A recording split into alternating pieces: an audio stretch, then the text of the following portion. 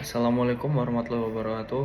Perkenalkan, nama saya Ahmad Sabang Budi Saputra dengan NIM 12122000380.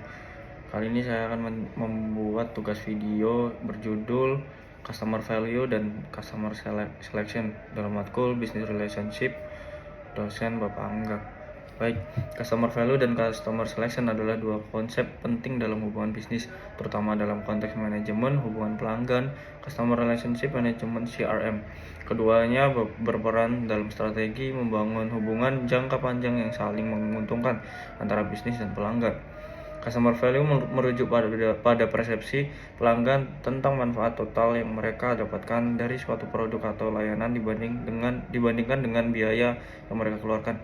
Nilai ini mencakup berbagai aspek seperti kualitas produk, pengalaman pelanggan, kendala layanan, dan dukungan penjual. Dalam konteks hubungan bisnis, customer value sering dilihat dari sudut pandang dua arah, bagaimana pelanggan memberikan nilai kepada perusahaan melalui pendapatan, loyalitas, atau referensi, dan bagaimana perusahaan memberikan nilai kepada pelanggan melalui produk, layanan, atau pengalaman. Dalam bisnis, memahami dan meningkatkan customer value menjadi esensial untuk mempertahankan pelanggan dan meningkatkan loyalitas.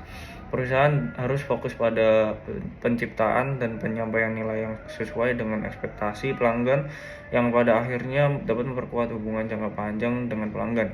Nilai ini bersifat dinamis karena ekspektasi pelanggan terus berkembang sering dengan perubahan pasar, inovasi, dan pengalaman pelanggan. Lalu customer selection adalah proses dalam memilih pelanggan yang tepat untuk dijaga atau dilayani secara lebih intensif oleh bisnis.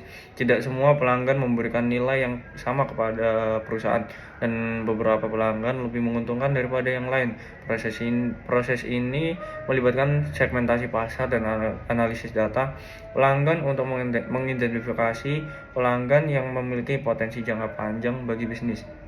Faktor yang dipertimbangkan dalam customer selection meliputi profitabilitas pelanggan, loyalitas, potensi pembelian ulang, dan seberapa cocok kebutuhan mereka dengan penawaran perusahaan.